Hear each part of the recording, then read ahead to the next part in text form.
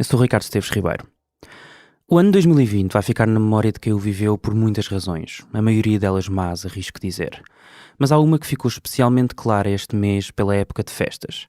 Para quase toda a gente que conheço, este Natal foi diferente de todos os outros, porque os encontros familiares foram limitados, porque não se viajou à terra que se chama casa, porque quem vive fora do país não conseguiu voltar, ou até porque já não cá estava quem sempre esteve.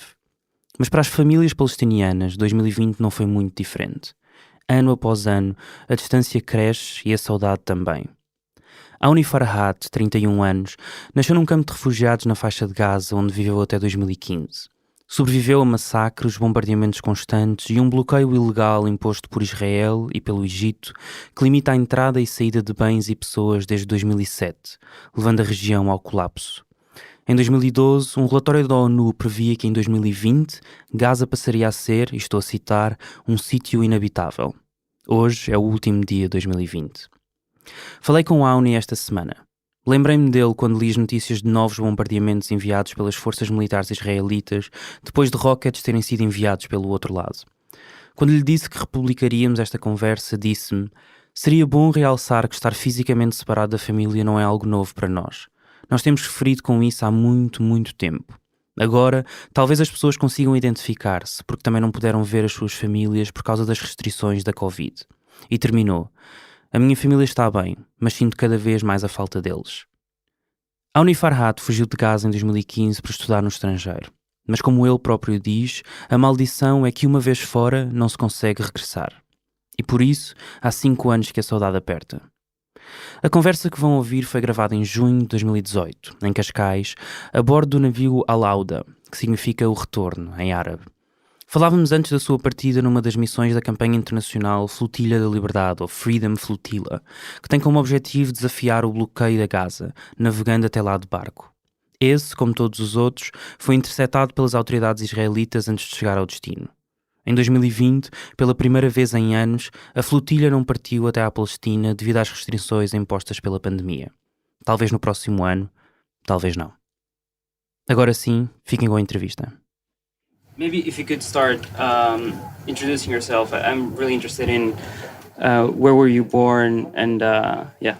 So first of all, my name is Awni Farhat. I'm a Palestinian from the Gaza Strip. I was born there, I was raised there. I spent the first 2 decades and half in this place.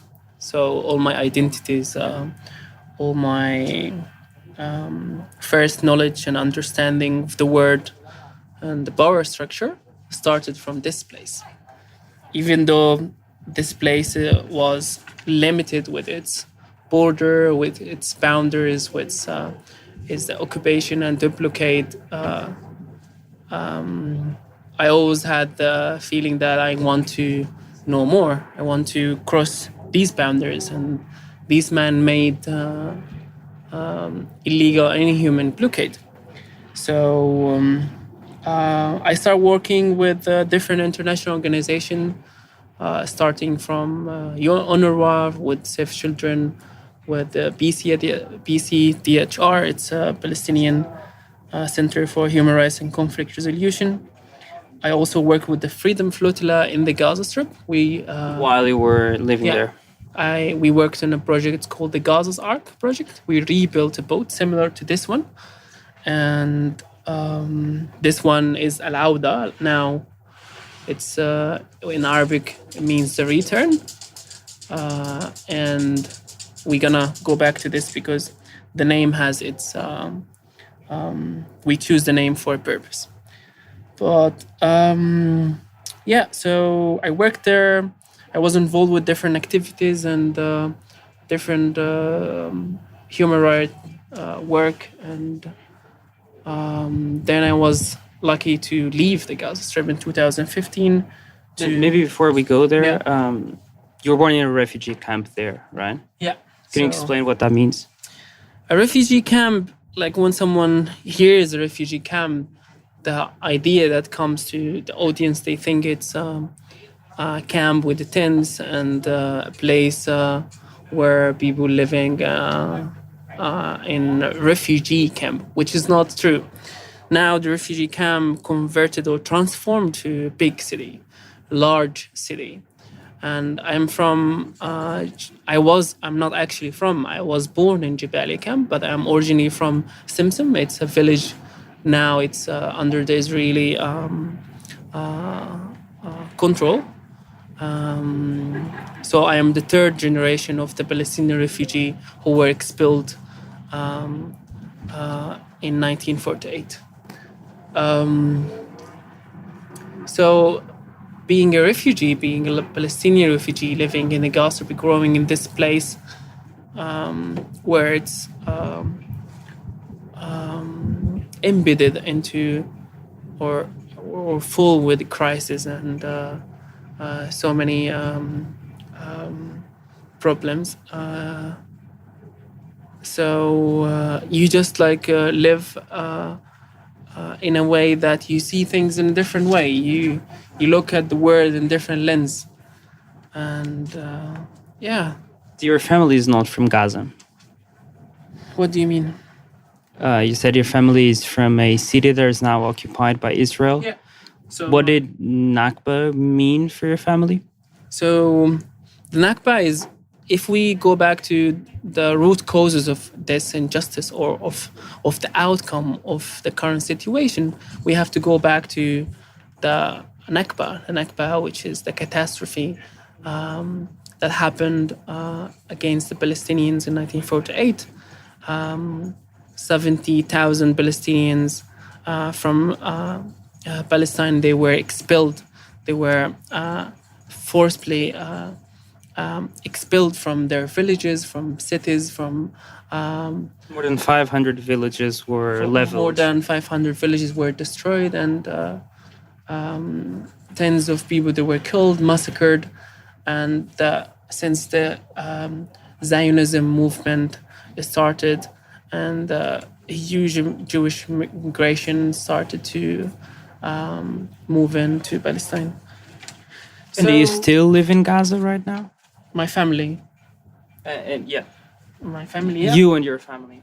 No, I moved out from the Gaza Strip in 2015. I lived in Istanbul for a year, and then I moved to Netherlands. I did my master in The Hague. I did my master in human rights and conflict studies, and I finished a few months ago. And now it's time to do something for my place, and this is the least we can do by participating in such projects and being the voice of the Palestinians. Yeah. And living Gaza is not really an easy task, right? The blockade that Israel and also Egypt has been enforcing onto Gaza doesn't really permit people to leave unless they have a permit from one of those countries. Yeah, how was your route? Yeah. So if I go back to 2015, when I wanted to leave the Gaza Strip for education, I didn't want to leave just for the case of leaving. I always had the passionate that I want to study abroad. I want to educate myself. I want to learn the root causes of this injustice and inequality, and to look at the bigger picture. So I had offers from different schools and from different universities, and I applied to get the UK visa, but the UK immigration office refused my visa application. Why? Because they considered me as a non-genuine student, which means a not real student.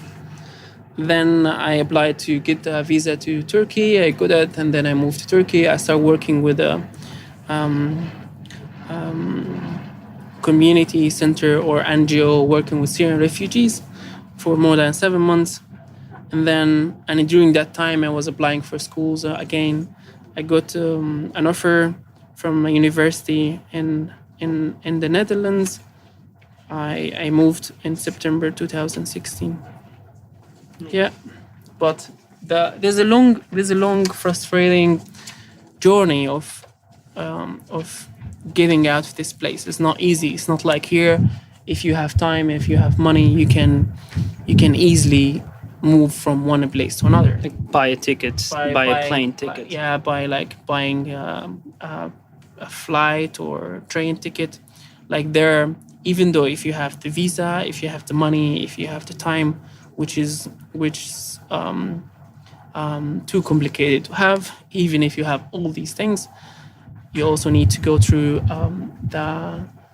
a long journey of frustration and depression of waiting and waiting, because the border most of the time is closed and it just opens unexpectedly, and there's no specific times for the border, for opening the border. So if you, like in 2015, I remember my number was 11,740, and it took me more than like 7 months of trying and going to the border and come back home, saying goodbye to my mom and dad more than 15 times. So it's exhausting, so much. But if you have this resilience and you keep trying, never, don't give up, then you manage.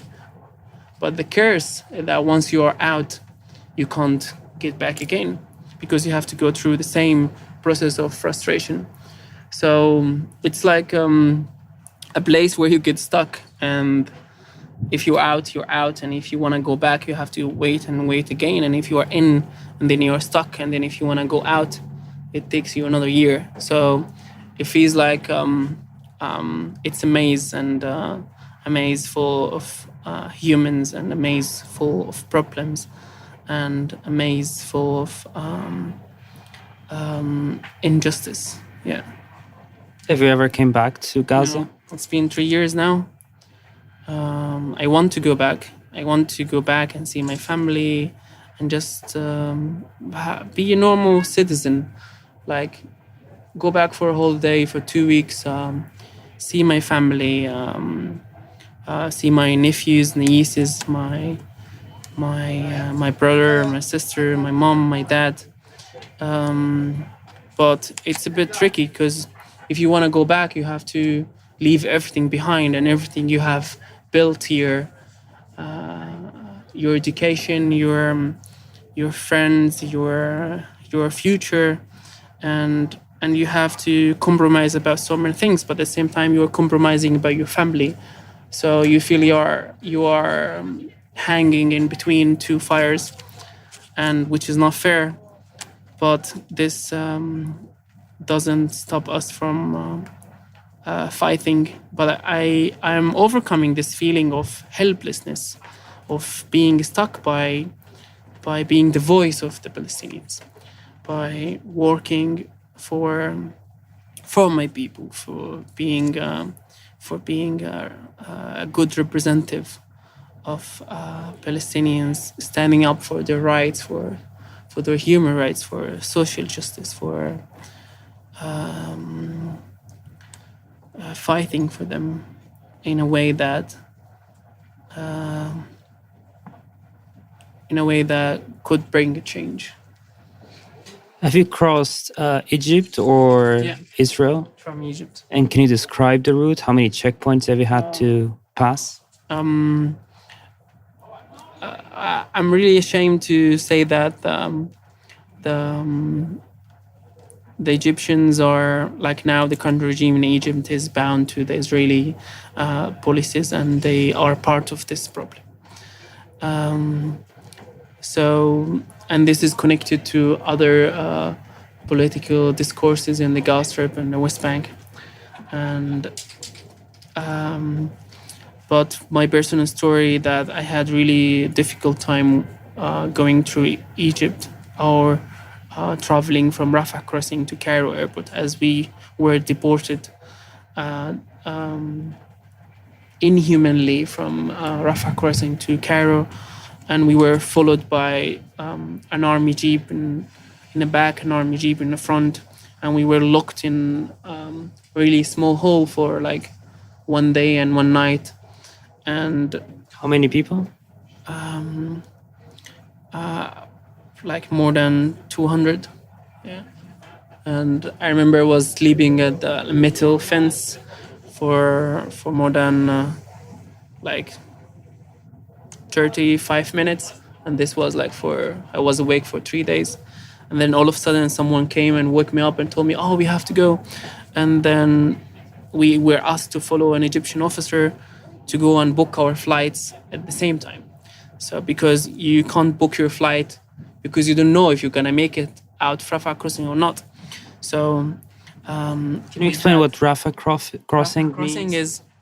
is the main gate between, or actually it's the only border or the only gate that you can get out from the Gaza Strip, as we don't have facilities which means seaboard, airport that we can use to travel. So we use the Egyptian facilities, we use the Egyptian airport, and you can't get through this crossing until you have a permit, until you have a visa in your passport, until you have a reason to use the Egyptian facilities. And once you have all these things, you can cross, and but you are not allowed to enter Egyptian cities, or to go to Cairo, or to go to other places. You are locked in the airport till you have your flight. So we booked a flight, and we were following. You are not a normal traveler. You have to follow a specific officer, and then they will take you to the airplane, and you don't feel like you are free. You are obliged to follow the orders. And I remember something that I will never forget, when I was looking to the other people and looking at us, and we were like walking in a line like prisoners, like different people, and why they're treating us like this. And all these questions that came to my mind, and it was, of course, the first time that I was out and experiencing things in a different way for the first time. Was a bit frustrating. Yeah. So you left Gaza in 2015, which means that you've been there in 2014, where the what Israel calls the Operation Protective Edge massacred more than 2,200 Palestinians, 500 of which children. Mm-hmm. What do you remember from that?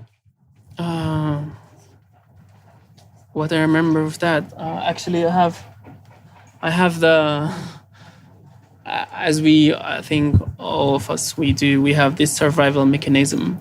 So I feel like our brains, they filter all these memories.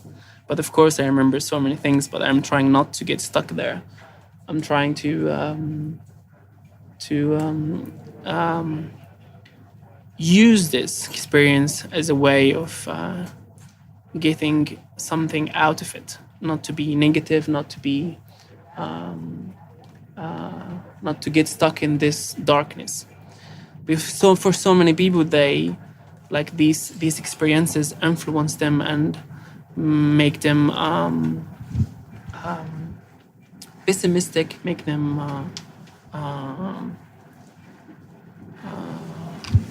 looking at the world in a different way. But for me, it made me more positive. It made me more faithful, made me more believer, and made me more passionate to bring a change. But going back to your question, in 2014, I was working with a Swedish TV as a translator. So I was most of the time on the field. So like from one place to another, translating my life to bring and deliver the message of what's happening there. So I wasn't home, even though my family were so worried about me and were trying to stop me from doing this. But I was working with journalists and with different media agencies. You called it in 2014 in a blog post on your website. You called it Nakba 2014. Oh, did I? I didn't remember. But it's true because, okay, I think this is what happened in Shijaiya. Like when I saw people, they were like fleeing and there are like thousands of people. They were leaving their homes and their places and running away from death, running away from bombs and attacks. In Shujaiya, the Shujaiya, it's the eastern side of the Gaza city. It's a huge neighborhood, and it was 90% was totally destroyed, and tens of people that were killed, and they were attacked, and they were like under the rubbles. What do you call?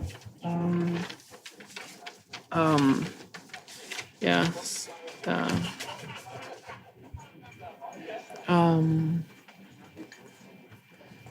yeah, what do you call them when the house goes down and the whole thing, just like people, they get stuck there. Some of them People alive, got stuck, some like of them dead. So yeah, that's why I called it Nakba 48, because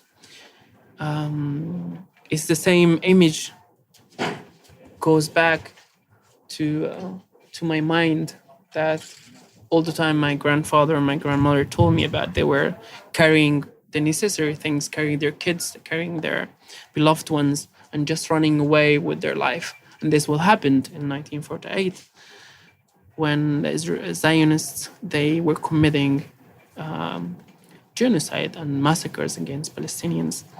And this will happen again in 2014, and it's still happening at the time we're speaking. And yeah.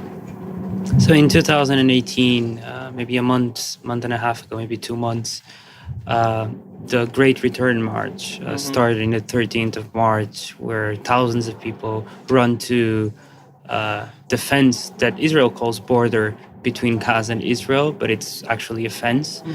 And they were killed by the hundreds. So more than 100 people were killed in the biggest massacre probably since 2014. Avigdor Lieberman, the Minister of Defense of Israel, said there's no innocent people in Gaza. I mean, there's nothing. I mean, there's nothing we expect from.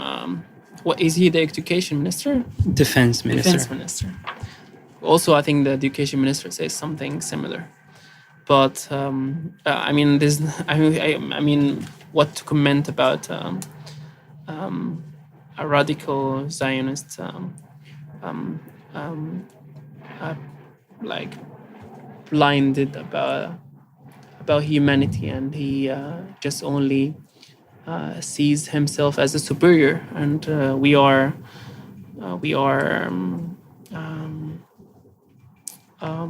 or they look at us as non-humans. And this is the root causes of this injustice, the dehumanization of the Palestinian population. They don't look at them as humans, and they look at them as subhumans. And when you put yourself in a different place and you disvalue or dehumanize other. So the Great March of Return, why it's the Great March of Return? The return, why they call it the return? This spring, and this is the name of the boat or one of our boats, the return, which is the return of the Palestinian refugees to their land, to Palestine, and this goes to its context, to 70 years of colonization, 70 years of occupation, and the root causes of this is the Nakba. And do you think al-Nakba al-Mustamira, that the Nakba is ongoing? Yeah, it is, because if you look at the West Bank, the land grabbing is continuing, the squeezing of the Palestinian land is still continuing, the occupation is still ongoing. So, and it's getting worse and getting worse. So of course it's a continuation of the Nakba, and sadly this is the reality. And giving the fact that nowadays really they have the power and they have the support from the international community, especially the United States. This left the Human Rights Council of the United Nations just this week. I'm not surprised. I'm looking at the U.S. administration, and they clearly support the Israeli, and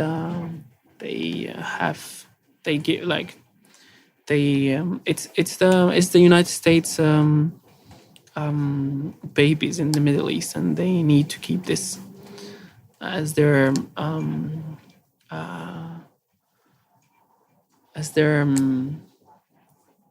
I don't know, like something they have on this side of the world. So it's like one of the states of the United States. And you're going now in the boat. Are you expecting to reach Gaza, or? Yeah, for now, the names of the people who are going from the last leg to the Gaza Strip are not public yet.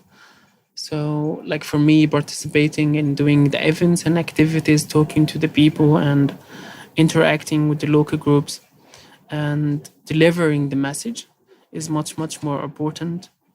And raising the voice of the voiceless, to raise the voice of the Palestinians who are locked in the Gaza Strip and no one hears about. As you said before, here in Portugal, no one really knows about what's happening on the other side of the world. And we need to bring this message up, and we need to work hard on bringing a change on the mindset of the people who live here, because these people, they are the one who put politicians, and the politicians who make decisions, and these politicians who are running the world now, sadly, and this of course affect us as a Palestinians. Would you include the Palestinian Authority in there? Include? Yeah, there's a Palestinian Authority. I have so many. I mean, the Palestinian Authority it's authority under occupation, and they don't have so much to do. And it's actually an occupied authority, so they don't have any sovereignty, or they don't have any control of Palestine or the occupied Palestinian territories, given the fact that the Gaza Strip and the West Bank, they are politically and geographically separated, which makes it more difficult for us to be a united body that we can go forward. Shukran. خلاص? Esta entrevista foi preparada por mim, Ricardo Esteves Ribeiro, o Pedro Miguel Santos fez a edição, o Bernardo Afonso foi responsável pelo som. Fazem ainda parte da equipa Fumaça Joana Batista, Margarida David Cardoso, Maria Almeida, Mo Tafes, Nuno Viegas, Sofia Rocha e Tomás Pinho. A música é dos Lows Fever. Queremos fazer do Fumaça o primeiro projeto de jornalismo português totalmente financiado por quem nos ouve, vê e lê. Neste momento já 30% do nosso orçamento é suportado pelas pessoas. Se queres fazer parte da nossa comunidade, vai a fumaca.pt/contribuir. Até já.